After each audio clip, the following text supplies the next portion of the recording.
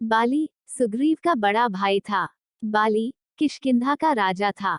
बाली ने अथाह बल की चाह में ब्रह्मा जी की एक बार घोर तपस्या की। बाली की इस घोर तपस्या से ब्रह्मा जी प्रसन्न होकर बाली के सामने प्रकट होते हैं। बाली वरदान मांगते हुए ब्रह्मा जी से कहता है कि हे ब्रह्मा जी, मुझे ऐसा वरदान दीजिए जिससे अगर मैं किसी से भी मल युद्ध करूं तो उसका आधा बल मुझ में समा जाए। ब्रह्मा जी बाली को यह वरदान देकर वहां से विलुप्त हो जाते हैं। बाली ब्रह्मा जी से यह वरदान लेकर अजय हो गया। वरदान मिलते ही बाली को अपने अंदर एक अद्भुत ऊर्जा की अनुभूति होने लगी। ब्रह्मा जी से मिले इस वरदान की बदौलत बाली धरती पर बड़े से बड़े योद्धा को मल युद्ध के लिए ललकारने लगा। हर कोई बाली से युद्ध हारता रहा। यहाँ तक कि बाली रावण जैसे बलशाली योद्धा को भी मल युद्ध के लिए ललकार बैठता है। इस युद्ध में रावण हार जाता है। अब बाली को खुद की ताकत पर इतना घमंड हो जाता है कि जंगल में घुसकर पेड़ों को उखाड़ फेंकता है, पर्वतों को हिलाने लगता है।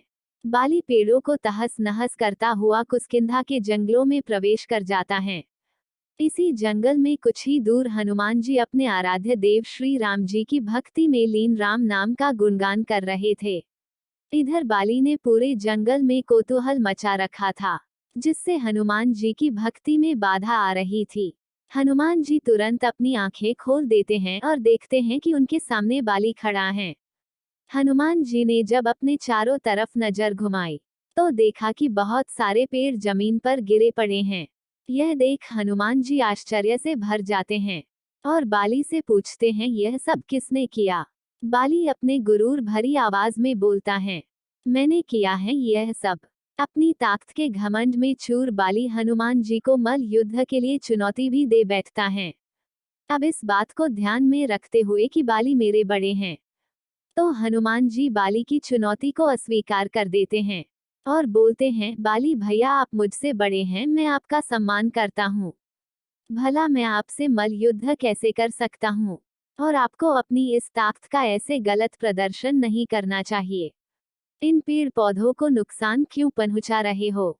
इन पेड़ पौधों पर पक्षियों के घर होते हैं। जीव जगत को ऐसे कष्ट मत पहुंचाओ। बाली भैया, आप अपनी ताकत के घमंड में इतना अंधे हो चुके हो कि आपको इतना भी ख्याल नहीं कि आप क्या कर रहे हो। आपने इस प्रकृति को कितना नुकसान पहुंचा दिया है। बस बहुत हुआ बाली भैया, आप कृपया यहाँ से चले जाए और मुझे अपने भगवान राम का गुणगान करने दें। इतना सुन बाली क्रोध से भर जाता है और बोलते हैं, अपनी समझदारी अपने पास रखो हनुमान, सीधा सीधा क्यों नहीं कहते कि तुम मेरे पराक्रम से डरते हो? यदि ऐसा है तो अपनी हार स्वीकार करो। हनुमान जी बाली भैया की इन बातों को सुन चुपचाप खड़े रहते हैं। हनुमान जी को इस प्रकार चुप खड़ा देख बाली फिर से हनुमान जी को मल युद्ध के लिए उकसाता है। अब बाली अपनी ताकत में इस कदर अंधा हो जाता है कि बोलता है कि तुम तो क्या, तुम्हारे भगवान राम भी मुझे मल युद्ध में नहीं हरा सकते। जाओ बुला लो अपने राम को। इतना सुन हनुमान जी क्रोधित हो उठे और कहने लगे, बस बाली भैया, अब बहुत हुआ, मैं आपसे मल युद्ध करने को तैयार हूँ। बाली हनुमान जी को मल युद्ध के लिए कल सुबह शंभू पहाड़ी के पास आने को कहता है। बाली अपने राजमहल वापस लौट जाता है।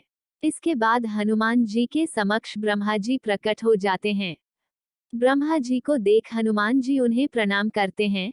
तब ब्रह्मा जी हनुमान जी को कहते हैं, हे हनुमान, आप तो स्वयं भगवान शिव के अंश हो और सृष्टि के पालन करता भगवान विष्णु के अवतार श्री राम जी के परम भक्त हो। आपकी अद्भुत असीमित शक्ति से तो तीनों लोग परिचित हैं। तो मैं आपसे आग्रह करता हूँ कि कृपया आप बाली की इस उद्दंडता को क्षमा कर दें। आप उनसे मल युद्ध ना करें। यह सुन हनुमान जी बोलते हैं, हे परमपिता ब्रह्मा जी, कृपया आप ऐसे हमसे प्रार्थना कर हमें शर्मिंदा न करें। हे ब्रह्मदेव, अगर बात सिर्फ युद्ध की होती तो मैं आपकी बात अवश्य मान लेता, लेकिन बाली भैया ने मेरे आराध्य श्री राम जी को ललकारा है, तो मैं युद्ध से पीछे कैसे हट सकता हूँ? तब ब्रह्मा जी कहते हैं, ठीक है पुत्र, लेकिन मेरा एक आग्रह है। जब तुम बाली से युद्ध करने जाना तो अपनी शक्ति का सिर्फ 10वां हिस्सा ही लेकर जाना। शेष हिस्सा यही श्री राम के चरणों में रख देना। युद्ध के बाद आप अपना शेष हिस्सा फिर से धारण कर लेना।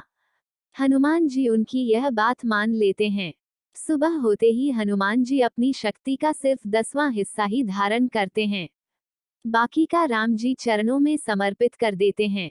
अब हनुमान जी अपनी शक्ति का 10वां हिस्सा लिए जैसे जैसे युद्ध क्षेत्र की तरफ चलते जाते हैं, वैसे वैसे बाली को मिले वरदान की वजह से हनुमान जी की शक्तियां बाली में समाहित होनी शुरू हो जाती हैं।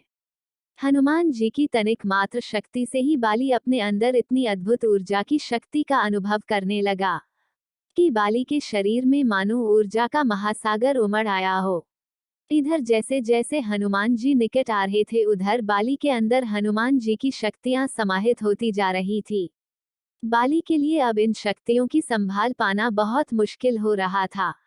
अब बाली को लगने लगा कि यह ठीक नहीं हो रहा। यदि ऐसे ही शक्तियां समाहित होती रही तो मेरा शरीर तो अभी फट जाएगा। इतने में ब्रह्मा जी वहां प्रकट होते हैं और बाली से कहते हैं, हे बाली, तुम खुद को बहुत बलशाली समझते हो ना? तो यह देखो, अब तुम हनुमान जी की शक्ति के 10वें हिस्से का एक छोटा सा अंश भी नहीं संभाल पा रहे हो, और तुम हनुमान जी को मल युद्ध के लिए ललकारने चले थे, मूर्ख। अब यदि अपनी जान की रक्षा चाहते हो तो यहाँ से जितनी दूर हो सके वहां चले जाओ, अन्यथा अधिक शक्ति के समाहित होने से तुम्हारा शरीर अभी फट जाएगा और तुम मृत्यु को प्राप्त हो जाओगे। बाली तुरंत अपनी जान बचाने के लिए वहां से दूर भागने में ही अपनी समझदारी समझता है। इस तरह बाली वहां से दूर जाकर अपनी जान बचाता है। अब बाली को आभास हो जाता है कि मैं मूर्ख अपनी शक्तियों को लेकर इतना अहंकारी हो गया था कि हनुमान जी की शक्तियों को बिना जाने उन्हें मल युद्ध के लिए चुनौती दे बैठा। मैं इतनी सी शक्ति से इतना अशांत हो गया और अहंकार वश में आकर ना जाने प्रकृति का कितना नुकसान कर बैठा। वहीं हनुमान जी इतनी सारी शक्तियों के बावजूद भी कितना शांत है, उनमें कितनी विनम्रता है। इस प्रकार हनुमान जी की शक्तियों का अनुभव कर बाली का घमंड चूर चूर हो जाता है। कुछ दिन बाद बाली हनुमान जी से क्षमा मांग लेता है।